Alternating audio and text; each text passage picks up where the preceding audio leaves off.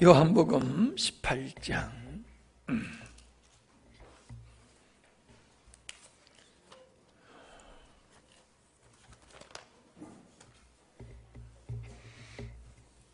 (12절부터입니다) 이에 군대와 천부장과 유대인의 하석들이 예수를 잡아 결박하여 먼저 안나스에게 끌고 가니 안나스는 그 해의 대제장인 가야바의 장인이라. 가야바는 유대인들에게 한 사람이 백성을 위하여 죽는 것이 유익하다 권하던 자로라. 시몬 베드로와 또 다른 제자 하나가 예수를 따르니 이 제자는 대제사장과 아는 사람이라. 예수께서 함께 제사장의 집들에 들어가고 베드로는 문 밖에 섰는지라. 대제사장과 아는 그 다른 제자가 나가서 문 지키는 여자에게 말하여 베드로를 데리고 들어왔더니 문 지키는 여종이 베드로에게 말하되 너도 이 사람의 제자 중에 하나가 아니냐 하니 그가 말하되 나는 아니라 하고, 그 때가 추운 고로 종과 하석들이 숯불을 피우고 서서 쬐니 베드로도 함께 쬐더라. 25절. 시몬 베드로가 서서 불을 쬐더니 사람들이 묻되 너도 그 제자 중 하나가 아니냐? 베드로가 부인하여 가로되 나는 아니라 하니 대제사장의 중 하나는 베드로에게 귀를 베어 버려온 사람의 일가라. 가로되 네가 그 사람과 함께 동산에 있었던 것을 내가 보지 아니하였느냐? 이에 베드로가 또 부인하니 곧 닭이 울더라. 아멘. 우리 하연직 우리 집안의 동산에서 이제 제사장들이 보낸 하석들과 로마 군병들에 의해서 예수님이 결박당하여 가시는 모습을 보게 되어집니다. 여기서 결박이라고 하는 것은 그냥 우리가 생각하기에는 그냥 수갑을 차는 정도로 이렇게 생각을 합니다마는, 그때 당시에는 이 결박이라고 하는 것이 손과 발을 함께 묶는 것이라고 그래요. 그래서 그저 겨우 걸음을 뛸 정도로 발도 결박하고 손도 묶고 그렇게 하는 것이 관례였었다고 합니다. 예수님께서 왜 결박을 받으셔야 됐을까? 나사로가 무덤에 있을 때 그도 온몸이 결박되어 있었던 상태인 것을 우리는 생각해 볼 수가 있습니다. 묶여있던 나사로는 결박을 풀고 자유하게 되었지만은 예수님은 자유하신 몸에서 결박을 당하시는 모습을 보게 되어집니다. 우리는 바나바가 예수님을 통해서, 예수님 때문에 바나바가 살게 되지요. 우리는 이러한 그림을 보면서 예수 그리스도의 결박이 우리의 결박을 푸는 은혜가 있음을 우리는 생각해 볼 수가 있습니다. 죄로 말미암아 묶였던 우리의 삶을 주님께서 자유케 하시기 위해서 주님께서 친히 결박을 당하심, 그분이 결박 당하심으로 우리가 자유를 누리는 것이, 이게 구원이다, 이것이 하나님을 믿는 사람의 삶이다 라고 하는 겁니다. 허나 많은 사람들이 스스로 탐욕에 의해서 스스로 결박당하여 살아가고 있음을 보게 되어집니다. 세상이 우리를 결박하는 게 아니라 자기가 자기 자신을 결박을 해요. 탐욕이 우리의 자신을 자유롭지 못하게 할 뿐만 아니라 우리가 어둠의 권세에 의해서도 우리가 결박당하여서 살아가게 되어지는 그런 모습은 그리스도의 결박을 우리가 자유롭게 누리지 못하고 있기 때문이다 라고 하는 것이지요. 앞에서도 계속 말씀을 드렸습니다만, 구원이라고 하는 것은 죽어서 지옥 갈 자가 천국 가는 것이 아니라 이렇게 죄의 권세로부터, 사망의 권세로부터, 세상의 모든 그 죄악된 환경으로부터 우리를, 그렇게 묶여 있었던 우리를 풀어 자유케 하셔서 우리로 하여금 주 안에서 세상적으로 죄에는 그 결박으로부터는 우리가 풀어졌지만은 우리가 그 죄악으로부터 우리가 풀어져서 자유함을 누리게 되는 것이 성도의 삶이다라고 하는 것을 우리가 볼 수 있습니다. 자, 예수님께서 잡히셔서 여기 보니까는 안나스에게로 끌고 가니 안나스는 그 해의 대제사장인 가야바의 장인이다, 그렇게 얘기하고 있음을 보게 되어집니다. 안나스는 장인이고 가야바는 그 당시의 제사장이었어요. 원래 제사장이라는 직은 우리가 모세를 통해서 대제사장의 직분이 이렇게 아론과 그 아론의 후손들에게 직분이 이렇게 내려가게 되어지는, 계승되어지는 걸 볼 수가 있잖아요. 그래서 성전에서 수종 제사를 드리는 일에 수종드는 것도 레위인들이 계속 하게 되어지는 것을 보게 됩니다. 그래서 이거하고 뭐 연관이 되는지 모르지만은 꼭 그렇지는 않다고 생각합니다만은 요즘 한국 교회가 세습의 문제로 시끄럽습니다.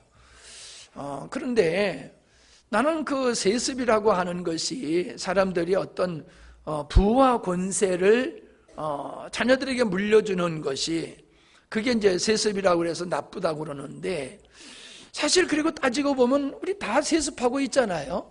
재산을 세습하고 있지 않습니까? 함양에도 시장에 가보면요, 아버지가 하던 거, 엄마가 하던 거 아들, 딸들이 다 물려서 하더라고요. 그거 세습하는 거잖아요. 근데 그거는 아무렇지도 않게 해도 아무 말도 안 해요.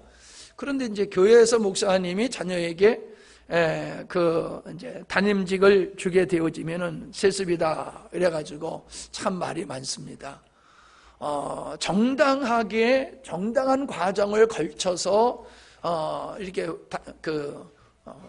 목사님의 아들이 그 담임직을 하는 건데도 이걸 가지고 이제 뭐 이러쿵저러쿵 말이 많지요. 그게 이제 겉으로는 합법적이지만 속으로는 꼼수를 부린 거다, 뭐 이런 얘기들이 많이 있습니다. 뭐 그런 것 같기도 해요. 그렇게 보이는 것 같기도 합니다. 근데 저는 이게 인위적으로 어떤 그 담임 목사의 직을 부와 권세라고 하는 것을 자녀들에게 물려주는 거라고 하면 그건 진짜 안 되는 거죠. 잘못된 거죠. 그렇지만은 저는 그게 정상적으로 이루어지면 그게 더 좋은 거라고 생각을 합니다. 예. 누구보다도 교회를 개척하신 분이라든가 대부분 이제 그런 케이스거든요. 그래서 누구보다도 그 사랑하는 마음이 컸던 이제 은퇴하시는 목사님, 그리고 그분을 아버님으로 모시면서 그 교회에서 어릴 때부터 이렇게 자란 사람들이 교회의 모든 사정을 더 잘 알고 그러기 때문에 정상적인 관계라고 하면은 저는 그게 맞다고 생각을 합니다. 왜냐하면 그 근거가 뭐 구약하고 꼭 연결할 건 아니지만은 꼭 근거를 대라고 한다라고 하면은 제사장은 그 제사장의 아들이 제사장직을 이어서 했거든요. 그렇기 때문에 그런 과정 속에 인간적인 잘못된 것들이 있을지 모르지만은 우리가 영적으로 본다라고 하면은 그게 꼭 나쁜 것만은 아니다. 뭐 그걸 지금 얘기하려고 그런 것은 사실은 아니지만은 왜 그 얘기를 슬쩍 좀 했느냐 하면은 안나스는 장인인데 그가 먼저 제사장이었어요. 그러다가 이 자녀에게 이거를 물려줘야지 되는데 그때 당시는 로마의 식민지하에 있을 때는 그러질 않았어요. 그게 이 돈을 주고 제사장직을 주고 사고 팔고 하는 그런 것이었거든요.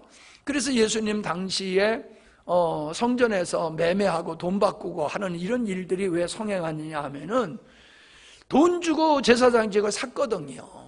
그러니까는 선거할 때에 돈 쓰고 이제 나중에 그거 들어간 본전 빼기 위해서 부정을 하는 것 같이 그 당시에 제사장들은 그랬었어요. 돈 주고 제사장이 됐어요. 아론의 후손은 아니에요. 상관없어요. 그냥 로마 총독하고 눈이 맞고 잘 짝짝꿍 하면은 돈 주고 뭐 그러면은 그 사람을 제사장으로 세웠다가 그것도 마음에 안 들면 그냥 갈아치는 거예요. 그럼 다른 사람이 또 돈 주고 그 자리에 들어오고 이제 그런 식이었었거든요. 그런데 이 안나스가 자기가 제사장직을 하다가 제사장직을 사위인 가야바에게 이제 준 거지요. 그래서 실질적으로는 가야바가 제사장이지만은 실질적인 것은 그 장인이 이제 제사장직의 권세를 행하고 있었던 그런 시대였다라고 하는 것을 먼저 이렇게 생각을 하시고 그 부분은 나중에 더 이제 말씀을 드리도록 하겠습니다. 오늘 말씀의 주제는 뭐냐 하면 예수를 부인한 사람들이에요. 예수를 부인한 사람들. 대표적인 사람이 베드로고 유다고, 그리고 여기서 나오는 안나스와 가야바였다. 그리고 제자들이었다, 또 군중들이었다라고 하는 측면에서 예수를 부인할 수밖에 없었던 그 사람들을 유다와 더불어서 우리가 생각을 해보려고 합니다. 여기 말씀에 보면은 베드로가 어떻게 그 제사장 집들 안에 들어갔다가 예수님을 3번씩이나 부인하게 됐느냐라고 하는 거 여기 나와요. 자, 17절에 보면은 문을 지키는 여종이 베드로에게 말하되 너도 이 사람 중에 제자 중 하나가 아니냐라고 말하니까는 부인하게 되지요. 자, 여기서 어떻게 베드로가 그 안에 제사장 집들 안에 들어가게 되느냐 하는 걸 15절 16절에서 나와요. 여기 보니까는 제사장과 잘 아는 친분이 있는 다른 제자가 베드로를 그 집 안으로 안내해서 데리고 들어가게 되는 것을 보게 되거든요. 그러니까 여기서 이 다른 제자라고 하는 것은 바로 요한을 가리키는 거예요. 요한은 자기를 가리킬 때에 다른 제자 이렇게 표현을 하고 있습니다. 요한이 먼저 예수님을 따라 이제 가가지고 그 성전에 들어갔는데 베드로는 들어오지 못하고 바깥에서 서 있는 거예요. 그러니까는 여기 그랬잖아요. 제사장과 아는 그 다른 제자가 요한이 문 지키는 여자에게 말하여 베드로도 들어오게 하라. 이래가지고 베드로가 들어오게 하면서 그들이 함께 이제 그 안에서 상황이 어떻게 돌아가나라고 하는 것을 보면서 추워가지고 불을 쬐고 있었던 그런 모습을 보게 됩니다. 자, 이런 환경을 통해서 볼 때에 지금 예수님은 결박되어서 지금 끌려왔지만은 제자들 요한과 베드로가 그 제사장들 안에 있을 때의 그 분위기는 그렇게 험악한 분위기는 아니었었다라고 하는 거지요. 왜냐하면 제사장과 요한은 잘 아는 사이였고 그들이 거기서 그저 자유롭게 그 이야기를 해서 들어올 수 있게 했다라고 하는 것은 분위기가 그렇게 험악한 분위기가 아니었다는 거죠. 즉 베드로가 예수님의 제자라고 하는 것이 발각이 되어지면은 예수님과 함께 결박되어서 죽게 되는 그런 상황은 아니었다라고 하는 것을 우리가 알 수 있습니다. 만약에 제자들이 예수님의 제자인 것이 발각이 된다라고 하면은 처벌을 같이 예수님과 함께 처벌을 받게 된다라고 하면은 동산에서 예수님만 잡힐 필요가 없지요. 거기 동산에서 예수님만 잡고 제자들은 다 그냥 자유롭게 가도록 내버려 뒀잖아요. 그런데 여기 와서 또 갑자기 너 그 제자지? 그럼 너도 이리 와. 그게 앞뒤가 안 맞는 거잖아요.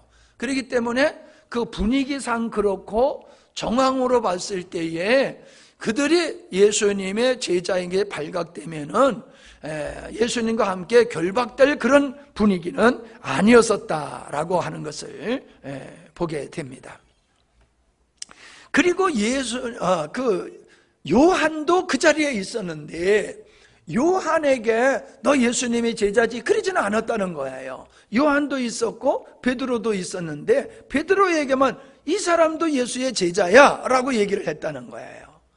그러니까는 여기서 예수님의 제자를 색출해 가지고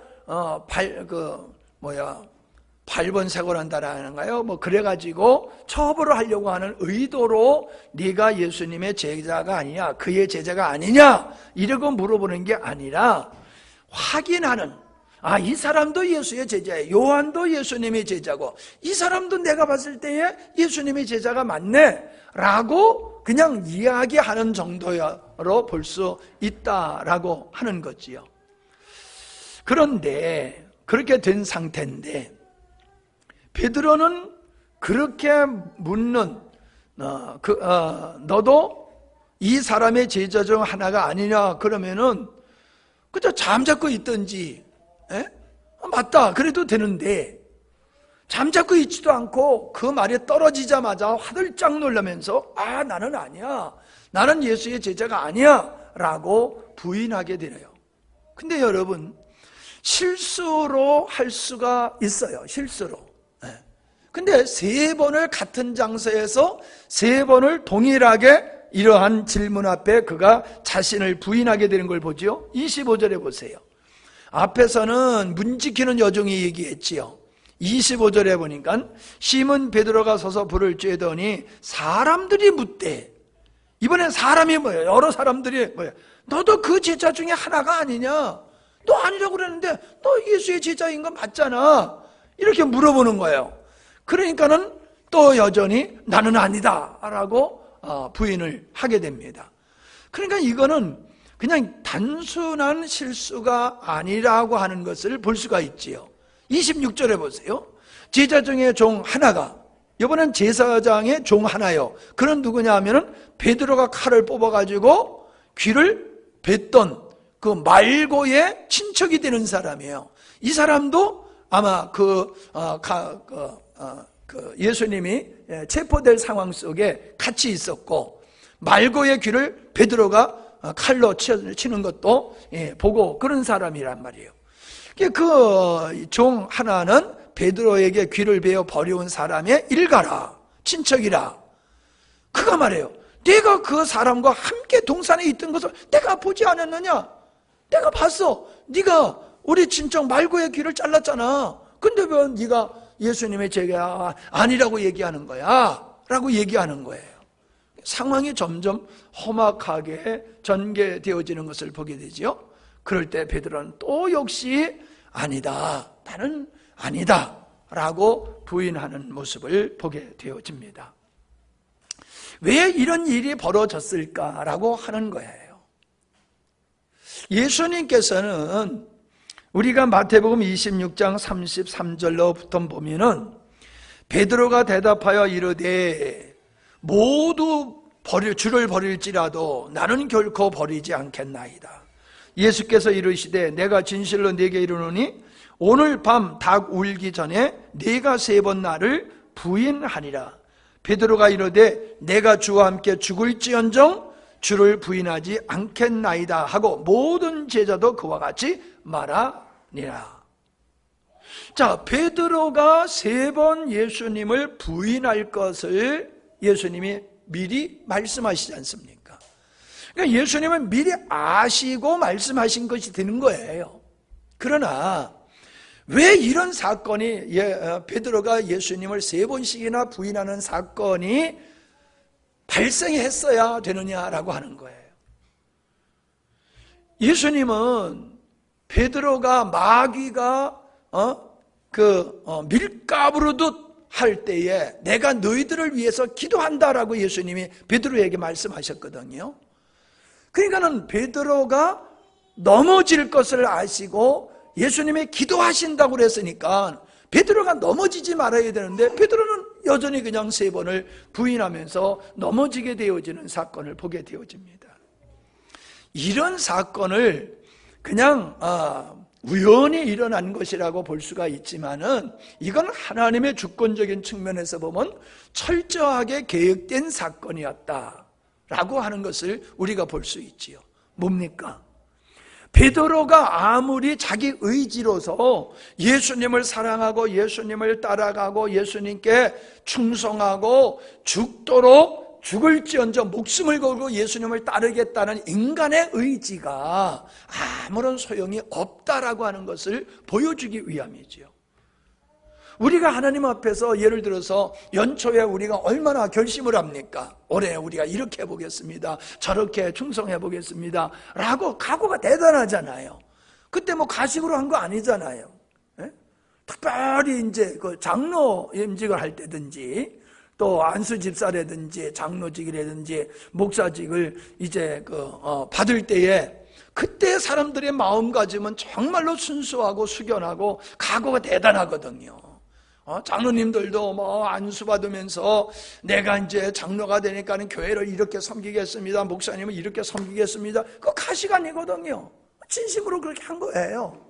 근데 어때요? 세월이 지나가다 보면은 서약이 다르잖아요. 서약과는 다르잖아요. 결혼할 때 어때요? 아플 때나 기쁠 때나 행복할 때나 언제든지 사랑하겠습니다 라고 한 거, 그 거짓말로 한 거 아니잖아요. 그죠? 다 진실로 한 거잖아요. 손지순이 거짓말로 했어? 다 진심으로 하잖아요. 근데 나도요, 사모님이 어디 아파 그러면요, 또 아파, 막 짜증이 나요. 그냥 뭐 쌩쌩해가지고 뭐 펄펄 날르면 기분 좋고, 아파가지고 막 이러면요, 뭐 누가 아프고 싶어서 아픈 사람 어디 있어요? 그냥 뭐 어쩔 수 없는 거잖아요. 근데 이거 결혼할 때는 아플 때도 고난 중에도 사랑하겠다고 그러는데 아프다고 그러면 부담스럽고 짜증난단 말이에요.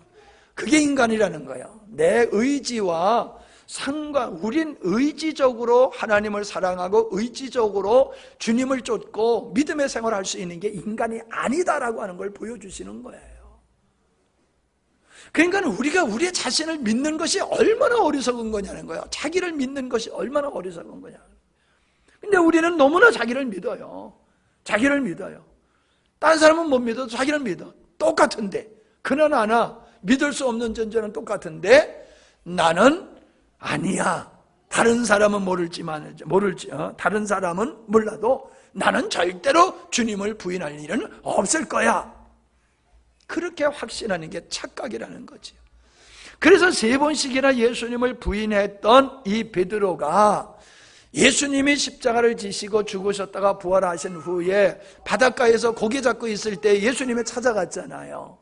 그리고 모닥불을 피워놓으시고 그 모닥불 앞에서 베드로에게 질문을 하시잖아요. 네가 나를 사랑하느냐? 근데 또 신비하게 이 모닥불 사건이 똑같아요. 예수님을 부인한 자리가 모닥불 앞에서 그랬잖아요. 춘희가 불 펴놓고 있다가 거기서 이 3번 부인한다고 그런 사건이 벌어진 거잖아요. 근데 예수님이 모닥불을 피워놓으시고 베드로, 고기 잡던 베드로를 불러가지고 조반을 먹이면서 네가 나를 사랑하느냐고 몇 번 불렀어요? 몇 번 물었어요? 꼭 또 3번 물으셨어요. 3번 물으셨어요. 질문이 똑같아요. 여기도 3번, 여기도 3번이요. 에? 너 예수님의 제자잖아. 이런 질문 3번. 네가 나를 사랑하느냐? 3번. 이 3번이라는 것은 완벽을 의미하는 숫자거든요. 그러니까 이거는 어떻게 하다가 실수한 게 아니라 이거는 본질이 그렇다는 거예요. 완벽하게 인간은 그렇게 위기 속에서 자기의 그 결단과 언약을 파괴하고 예수님을 부인할 수밖에 없는 게 인간이다 라고 하는 것을 베드로를 통해서 하나님은 모든 사람에게 이것이 인간이야, 베드로만 그런 게 아니라 모든 사람은 이런 존재야 라고 하는 걸 보여주는 것이에요. 그래서 베드로가 예수님께서 내가 나를 사랑하느냐라고 물으실 때에 예, 내가 주님을 사랑하지요 이렇게 담대하게 얘기를 못했잖아요. 제가 주님 사랑하는 줄 주께서 아시나이다 라고 대답하잖아요. 뭔 뜻이에요? 내가 주님 사랑하는 건 맞는데 내가 보니까는 그건 안 된대요. 내 마음대로 안 되대요. 내가 주님 사랑한 건 맞아요. 근데 주님이 나를 붙잡아 주셔야지 되지. 주님이 나 붙잡아 주지 아니하시면 나 앞전에 3번 예수님 부인했잖아요. 3번 한 놈이 뭐 한 번도 못하겠습니까? 10번도 못하겠습니까? 계속 그럴 수 있거든요. 나 같은 놈, 나 이제 못 믿습니다. 나 못 믿습니다. 아멘? 왜 이렇게 기운들이 없으셔? 나 못 믿습니다야. 우리가 이것을 깨달아야 베드로와 같은 마음이 있어야 돼요. 예? 주님, 나 못 믿어요. 제가 주님 사랑하는 거 맞거든요. 근데 주님이 저를 붙잡아 주셔야지. 제가 주님을 끝까지 사랑하지 주님이 저를 붙잡아 주지 아니하시면 제가 골백번 결단하고 각오를 한다 할지라도 맹세를 한다 할지라도 말짱 거짓말입니다. 안 됩니다 라는 고백을 하는 것을 보게 됩니다. 이게 우리들의 고백이 돼야 돼요. 이게 우리의 마음가짐이 돼야 돼요. 이런 자세로 늘 하나님 앞에 두려움으로 구원을 이루어가는 거예요. 두려움으로. 내가 예수님을 믿고 구원받는 것은 하나님의 은혜로 내가 예수님을 믿는 거란 말이에요. 내가 믿을 때도 하나님의 은혜로 예수님을 믿게 되지만 내가 믿음의 과정에 있는 것도 주님이 붙잡아 주셔야 된다는 거예요. 아멘?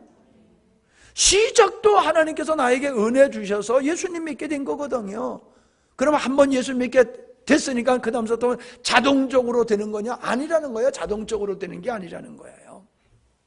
주님이 믿음 주시고 그 믿음을 끝까지 우리에게 부여하시며 믿음이 떨어지지 아니하도록 우리 주님께서 우리를 위해서 역사하실 때에 우리는 그 믿음을 유지하면서 살아가고 있다는 거예요. 여러분 정말 솔직히 우리의 자신을 돌아보세요. 저도 예외가 아니거든요. 우리 믿음이 흔들릴 때가 있잖아요. 고난을 겪으면서 참 내 뜻대로 안 되고 힘들고 어려울 때 이거 뭐야, 하나님 이거 뭐야, 그러면서 우리의 믿음이 흔들릴 때가 있잖아요. 아멘? 근데도 지금 흔들리기는 흔들렸지만 그래도 여전히 또 이렇게 나와서 우리가 믿음의 생활을 하잖아요. 오늘 그냥 민집사님 기도가 할렐루야야 그냥 막, 예? 와 목소리도 좋고, 진짜 우리 예수님 안 믿었으면 어떻게 됐을까? 참, 예. 얼마나 감사해요. 예. 하나님이 붙잡아 주니까는 우리가 여기 앉아 있는 거예요. 우리가 믿음이 우리가 대단해서 여기 자리 우리가 지키는 게 아니에요. 하나님이 붙드셨기 때문에 우리가 이 자리에 앉아 있는 거예요. 아멘이지요? 예. 그러니까 이게 감사한 거예요. 오늘 기도와 같이 지금 우리가 이렇게 하나님을 예수님을 믿고 아버지라 부르면서 산다는 게 이게 당연한 게 아니라는 거예요. 우리 주변에 보세요. 그렇게 열심히 예수 믿고 가장 베드로의 고백과 같이 내가 최고라고, 우리 교회에서 내 믿음이 최고고 가장 충성되고 가장 의롭고 가장 참된 자라고 그렇게 머리 들고 난리치던 사람들이 교회에 안 보이잖아요. 교회에서 안 보이잖아요. 그게 주님이 주신 믿음이 아니었다는 거예요. 자기의 열정으로 이제 나중에 가야바 얘기할 때도 하겠습니다만은 주님이 주신 믿음으로 하는 게 아니에요. 보세요. 베드로가 예수님을 부인하게 된 그 이유를 보면은 결국 베드로도 유다와 같이 예수님의 십자가에 못 박혀 죽으셔야 된다 그러니까는 베드로가 말렸잖아요.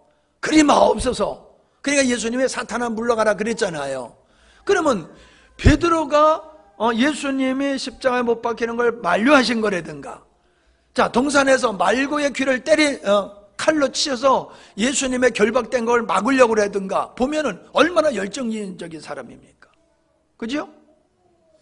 여러분 그러실 수 있어요? 이걸요 우리 삶 속에 이렇게 생각하면 돼요. 옆에서 사람들이 예수 믿는 것들 말이야, 그놈들 아주 못 쓸 놈들이야 말이야, 예수 믿는 사람을 막 욕을 하는데 할렐루야 그러는 거하고 똑같은 거예요. 나 영광스러운 게 집사요 라고 선포하는 거예요. 예수 믿는 사람들을 그냥 막 욕을 하고, 정말로 그냥 살벌한 분위기 속에서 나 예수 믿는 사람이요 라고 하는 거와 같은 거라는 거지요. 그거 쉽지 않죠 여러분. 그냥 나 혼자 예수 믿는 거는 문제가 안 돼요. 근데 교회를, 믿음을 가진 사람을 핍박하는 사람 앞에서 나 예수 믿는 사람이요 라고 선포하는 거, 이거 쉽지를 않는 거예요. 그러니까 뭐예요? 직장에서 다 회식 자리에서 술 한 잔씩 다 돌릴 때에 분위기상 어쩔 수 없이 그냥 한 잔, 난 괜찮아. 또 신사참배할 때에 이거 마음으로만 아느냐 그러면 되지, 겉으로만 절하고 마음으로 안 하면 되지. 그게 뭐예요? 내가 예수 믿는다라고 하는, 하나님의 사람이라고 하는 것이 드러나게 되면 고난이 올 때에 그걸 믿음을 고백하는 건 쉽지 않다는 얘기거든요. 근데 베드로는 그랬어요. 정말로 주님 편에 서서 예수님 돌아가시면 안 됩니다. 우리 예수님을 누가 잡아가? 그러면서 앞장서가지고 칼을 들고 휘두르고 난리쳤던 이 열정, 겉으로 보면요 엄청 예수님을 사랑하는 것 같아요 베드로가. 그런데 다 자기 밥그릇 생각하고 그런 거예요. 자기 밥그릇 생각하고. 배와 그물을 버려두고 처자식을 버려두고 장모가 있었다니까 아들을 자식이 있었다는 건 성경은 없지만은 하여튼 장모가 있었으니까 아내가 있었으니까 자녀가 있을 거라고 그냥 우리가 추측을 하잖아요. 추측을 하고 볼 때에 베드로가 그물을 버리고 생업을 버리고 가족까지도 뒤로 하고 여보 좀 참아. 내가 예수님을 따라다니다 보면은 내가 한 자리 할 거야. 이분이 말이야 보통 분이 아니거든. 이분이 나중에 이게 임금이 될 뿐이야. 이 사람들 그냥 못 알아봐서 그렇지 이분이 우리나라 임금 될 뿐이거든. 그러니까 내가 지금 이분이 어려울 때에 내가 이분을 잘 돕고 이분을 따라다니다 보면은 내가 한 자리 하는 거야. 그러니까 좀 참아. 집에서 그냥 좀 있어. 이런 식이란 말이에요. 모든 걸 다 내려놓고 예수님을 따른 것은 그가 예수님이 등극하시게 되어지면은 자기들이 생각하는 그 나라를 이루게 되어지면은 자기가 한 자리 할 걸 기대했잖아요. 근데 예수님이 살아야지. 예수님이 죽으면 자기 기대도 무너지는 거잖아요. 그죠? 그러니까 예수를 위해서 죽지 말라고 그런 거예요? 나를 위해서 죽지 말라고 그런 거예요? 예수님의 죽은 걸 말렸던 게, 칼을 두고 휘둘렸던 게 예수님을 보호하려고 그러는 거예요? 자기 꿈을 지키려고 그러는 거예요? 뻔하잖아요. 그런데 예수님이 지금은 어때요? 초라하게 힘없이 그냥 그 원수들을 무너뜨리고 짜장 짠짠짠 하고 이게 하셔야 되는데 초라하게 그냥 잡혀가지고 말이야 그냥 그 우리 영화에 보면 소가랑 차가지고 척거덕 하면서 이렇게 가는 거 있잖아요. 그리고 끌려가서 지금 재판을 받는 꼴을 보니까 이게 가망이 없어. 이제 꿈이 다 사라지는 거란 말이에요. 꿈이 완전히 사라지는 거란 말이에요. 어떻게 보면은 예수님이 베드로를 배신한 거지요. 아니 그렇게 사랑하고 충성하고 그랬으면 그들에게 보답을 해줘야 되는데 보답은커녕 예수님은 그냥 초라하게 죽어 가심으로 말미암아 제자들은 닥쳤던 개가 돼버린 거예요. 그러지 않아서 지금 이게 제크가 어디로 가가지고 지금 걱정이 태산 같은데 내가 쇠사슬을 끊고 어디로 가버렸어요. 예. 와야 되는데 이게 또 안 와가지고 지금 설교하면서도 걱정이에요. 어디 가서 말썽을 안 부려야 되는데 또 이게 누구 집에 가가지고 닭이나 몇 마리 물어주면 우리 닭하고 바꿔야 될 거 아니에요. 죽은 닭하고 산 닭하고. 이 걱정이 돼. 줄을 메고 갔으니 또 어디 가서 걸려가지고 또 산속에 가서 또 있지 않나는 생각도 들고. 쓸데없는 얘기하니까 또 헷갈리네. 베드로는 그렇게 베드로를 사실은 예수님의 베드로를 그들의 꿈을 베드로의 제자들의 꿈을 펴주는 게 아니라 꿈을 무참하게 짓밟아버리는 행위가 예수님이 죽는 거예요. 그러니 제자들의 입장에 봤을 때는 너무나 허무하잖아요. 이게 뭐야? 이거를 위해서 우리가 이렇게 여태까지 모든 걸 다 버리고 이렇게 예수님을 쫓았던 거야? 너무 허무한 허망함에 빠질 수밖에 없는 상황에서 베드로가 예수님을 부인한다고 하는 것은 어찌 보면 당연할지도 모른다라고 생각할 수가 있습니다. 그런데 여기서 우리가 생각해 볼 때에 예수님은 십자가에 죽는다라고 하는 것을 막는 것이 이게 사단이라고 그랬잖아요. 예수님 십자가 지시면 안 됩니다 그랬더니 사단아 물러가라. 그러면서 뭐라고 그랬어요? 네가 하나님의 일을 생각지 아니하고 사람의 일을 생각하는도다. 여러분 사람 중심, 나 중심, 사람 중심으로 생각하는 거는 주님을 위한다 할지라도 그게 마귀의 생각이 된 거예요. 마귀로부터 오는 생각들은 주를 위한다고 하는 것 같지만 실상은 자기를 위한 것이란 말이야. 자기. 베드로가 예수님을 죽으면 안 된다고 하는 게 겉으로 보면 아주 주를 위한 충성스러운 제자 같지만 내면을 보면 자기를 위한 열정이었던 것. 이게 뭐예요? 사단, 인간의 일, 사람의 일을 생각하는 사단의 계략이다. 사단의 생각이다. 항상 사단은 어떤 일도 그것이 선한 일이건 어떤 일이건 간에 자기를 위해서 하게 하는 거예요. 그냥 욕심도 다 탐욕도 못된 짓도 자기를 위해서 하고요. 명예와 권세, 자기가 높아짐을 위해서 구제도 하고 그러잖아요. 우리 교회는 헌금할 때에 헌금하는 거 불러주지도 않고 주보에 올리지도 않고 그러잖아요. 근데 어느 교회는요, 주보 위에 11조 한 사람, 감사헌금 한 사람 이름 다 올려요. 그러다가 이름 빠져보세요. 주보에 이름이 안 올라가서 헌금했는데 그러면 난리 나요. 부목사님한테, 그거 담당하는 목사님한테, 목사님, 나 이번 주에 감사 헌금했는데 왜 명단에 안 올라갔어요? 주보에 내 이름 안 올라갔어요. 이러고 단박 항의 전화 오고요. 그래요. 그 전에 있었던 일이에요. 지금은 참 그분 얼굴도 안 보이는데, 연초에 신년 예배 감사 헌금 그 이름이 빠졌어. 그랬더니 나보고 아주 점잖게 얘기하는 것 같지만 가시가 그 속에 그냥 꽉 차 있더라고.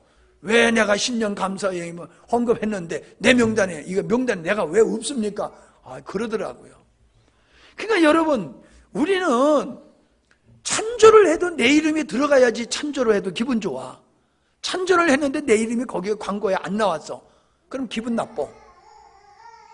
뭔가 내가 선한 일을 하더라도 내 이름이 드러나는 일에는 아깝지 않지만은 내 이름이 드러나지 않는 것에는 찬조하기도 싫어요. 그 선행도 다 뭐를 위해서요? 자기를 위해서요. 선행도. 강도짓도 자기를 위해서, 선행도 자기를 위해서. 이게 다 사단은 너를 위해서 살아라. 이게 사단의 사상이에요. 사단의 계략이에요. 근데 이거를 일반적으로 모든 사람이 다 맞다고 생각하잖아요. 우리는 그게 사단의 생각이야, 그게 죄야 라고 얘기하지만 세상 사람들은 그게 당연한 거잖아요 라고 얘기해요. 여러분, 우리는 어느 편에 서 있습니까? 우리는 그걸 해서 내 이름이 드러나기를 원해서 하지 않잖아요. 우리는 그러니까 우리 교회는 별 문제가 없잖아요. 그냥 그런 것 때문에 신경 쓰고 그럴 필요가 없잖아요. 아예 주보도 안 하니까 이름 빠져도 괜찮고, 다 빠졌으니까 그냥. 우리는 사탄아라고 하는 이 사단에 속한 생각들은 다 육신의 일이고 자기를 위한 일들이다. 그것이 사단의 일이다. 그런데 예수님이 죽으셔야지만이 우리가 사는 거예요. 근데 예수님이 죽으셔야지 우리가 살고 우리를 살리시려고 하는 아버지 뜻이 이루어지는 건 예수님이 죽어야 된단 말이에요. 그런데 세상에서 죽어서 되는 일이 어디 있어요? 예? 개같이 살아도 살아야지, 죽으면 소용없어. 그러면서 죽지 말자고 사람들이 그러잖아요. 근데 교회에서는 뭐라 그래요? 죽어 그래요. 죽어야지 산다고.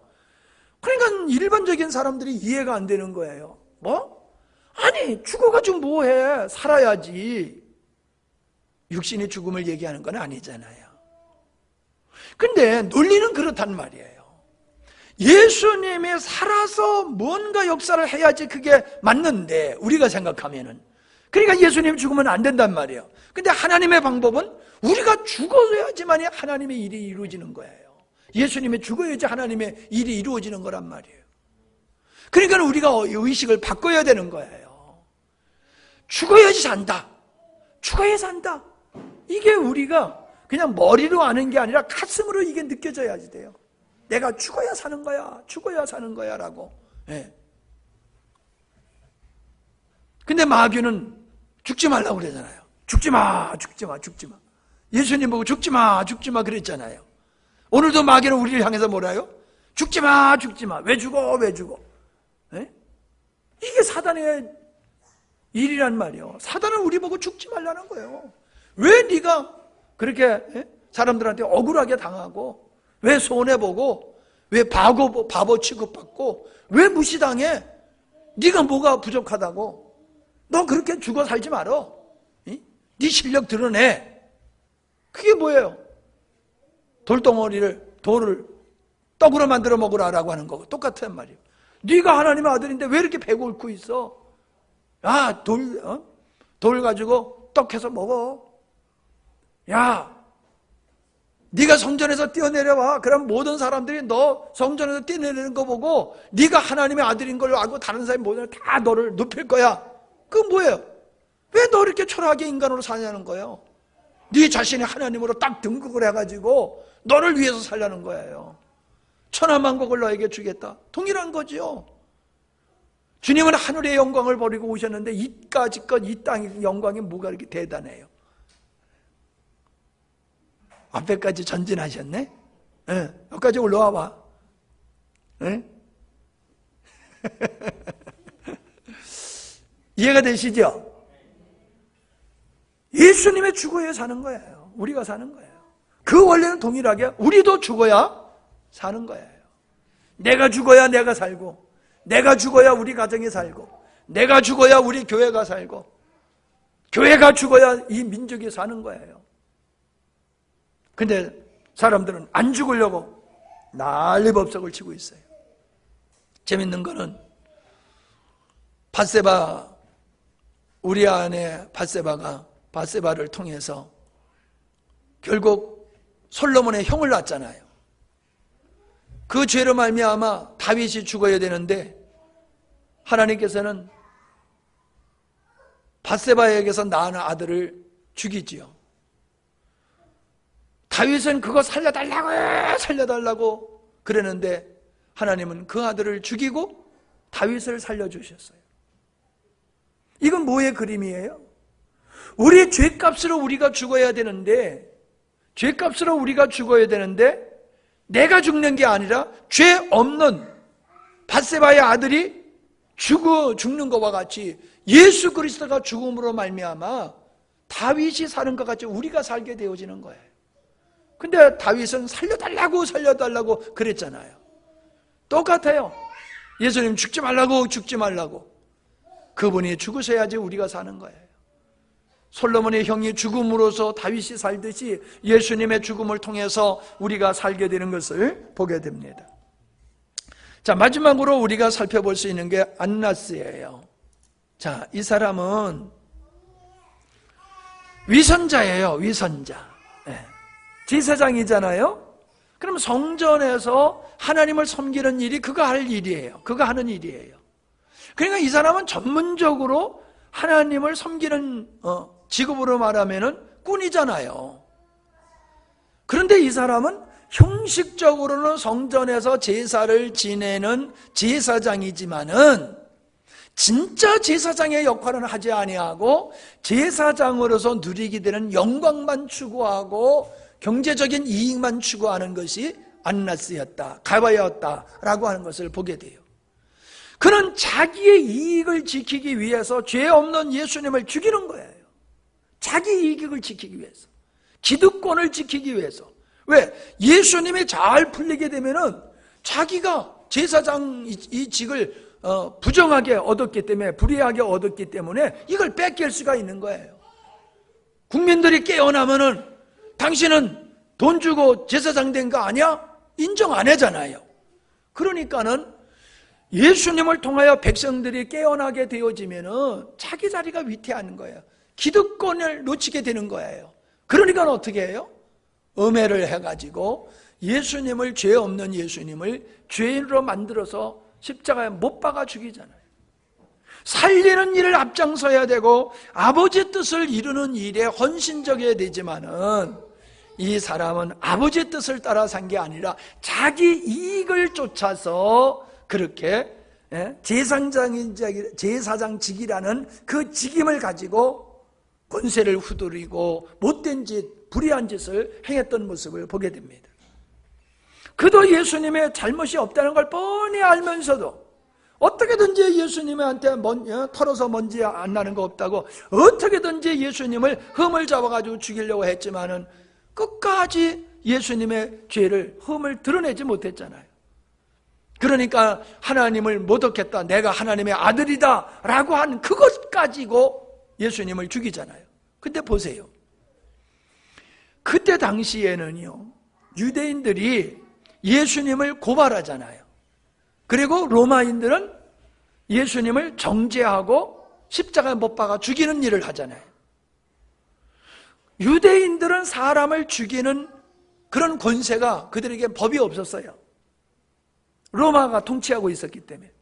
그럼에도 불구하고 이들은 어땠어요? 가늠하다 현장에서 잡힌 여인을 돌로 쳐 죽이려고 그랬었잖아요. 그리고 스데반도 돌로 쳐 죽였잖아요. 스데반 집사를. 그들은 자기들이 의롭다고 생각하고 자기들이 정죄를 한 사람은 자기들이 의를 이루기 위해서 돌로 사람을 때려 죽였어요. 근데 예수님은 그렇게 하지 않는 거예요. 왜? 자기들이 의롭다라고 하는 것을 나타내기 위해서. 합법적으로 예수님을 정죄해가지고 로마 법정에 의해서 사형 언도를 내려가지고 예수님을 죽임으로 말미암아 자기들이 의롭고 자기들이 하는 일이 정당하다라고 하는 것을 합리화시키기 위해서 이렇게 가식을 떨면서 자기의 이권을 지켜나가는 종교 지도자들. 그게 그 시대만 있었겠어요? 교회 역사에는 늘 그런 사람들이 있었어요. 특별히 죄송하지만은 교단에서 정치하는 사람들을 보면은 거기에 가까워요. 제가 봤을 때. 목회하기도 바쁜데 총회 일이다 뭐 이런 일을 하면요, 목회 못해요. 그런데도 그거 하려고 얼마나 애를 쓰는지 몰라요. 그리고 몇 억을 써야지 총회장이 된대요. 진짜인지 가짜인지 모르지만 내 그런 얘기 들었어요. 여러분, 그게 모든 목사님들이 추대해가지고 총회장 자리에 올라야지 돈 쓰고 선거 운동해가지고 감독이 되고 그래가지고 감독 무효 뭐 어쩌고 해가지고 지금 뭐 그런 일도 벌어지고 있잖아요. 그분이 우리 고향에서, 우리 고향교회에서, 나도 전도사, 그 양반도 전도사였었어요. 내가 전도사로 나오고 그 양반이 뒤에 전도사로 오면서 담임자로 왔던 분이에요. 근데 그분이 감독이 됐는데 뭘 잘못했다고, 선거 잘못했다고 감독직 무효 뭐 그래가지고 뭐 지금 난리잖아요. 난리. 이러면 안 되는 거예요. 네. 이게 뭐 누구를 정죄하고 뭐 나 잘났다고 하는 얘기가 아니에요. 정치를 하게 되면요, 이게 정치라는 게 나쁜 게 아니에요. 근데 이 정치를 나를 위해서 하게 되면요, 정말로 꾸중물이 되는 거예요. 꾸중물이 되는 거예요. 왜 이야기를 조금 하느냐 하면은 안나스와 가야바가 정말로 하나님 앞에서 올곧은 모두 마음으로 제사장직을 감당한 게 아니라 세상의 권세와 부귀 영화를 누리려고 돈 주고 사고 그 자리를 지키려고 죄 없는 예수님을 십자가에 못 박게 하는 이러한 짓은 과거나 지금이나 우리 주변에 이런 일들이 일어나고 있는 게 사실이다. 그러므로 우리는 이런 데 빠지면 안 된다는 거예요. 결론적으로 그렇습니다. 지금 마지막으로 얘기한 이 율법주의, 이런 율법주의는 생명이 없는 신앙생활, 종교신앙생활을 종교적인 신앙생활을 하는 사람은 반드시 생명을 죽이는 일을 하는 것이다. 이들은 진리를 따라 사는 게 아니에요. 진리는 십자가에 걸려 있고 정죄 아닌 거짓은 진리를 사형으로 언도하고 있는 왕좌에 앉아 있는 거예요. 율법주의가 그렇게 돼 있어요. 율법주의는 항상 자기를 의롭다고 하고 다른 사람을 정죄하는 그런 모습으로 살아가게 되지요. 베드로 자기 자신을 신뢰했고 자기 이익 목적을 위해서 했지만은 그것이 하나님은 인간의 모습인 것을 우리에게 보여주시면서 우리 자신을 신뢰하지 말고 주님만 바라보게 하신다. 우리가 이러한 예수님을 만나고 예수님을 부정하고 십자가 못 박았던 그들의 모습을 보면서 우리가 오늘 우리들의 신앙생활을 어떻게 하고 있는가, 한국교회가 어떻게 가고 있는가, 이런 것들을 우리가 좀 가만히 관찰해보고 돌아보는 시간을 갖는 시간이 되기를 바랍니다. 하나님 아버지 감사합니다. 베드로의 넘어짐이 베드로에게 국한된 것이 아니라 모든 인류가 다 베드로와 같은 것을 우리에게 보여주셨고, 겉으로는 종교적이요 의로운 것 같지만은 속에는 탐욕으로 꽉 차 있는 이 안나스와 가야바 같이 오늘도 그런 사람들이 교회 안에서 직분을 가지고 명분을 가지고 의의 이름을 가지고 얼마나 자기의 이익을 따라서 사람들이 살아가고 있으며 서로가 서로를 정죄하고 판단하고 하는지 모릅니다. 주님, 이 모든 것이 그들의 넘어짐을 통하여 우리들에게도 그러한 죄성이 있고 그런 연약함이 있음을 돌아보게 하신 하나님, 이제 참으로 우리가 이러한 어두운 세력을, 시대를 바라보면서 우리가 두려움으로 우리 자신을 성찰하며 하나님 보시기에 합당한 모습으로 살아가는 저희들이 되게 하여 주시옵소서. 예수님의 이름으로 기도하옵나이다. 아멘.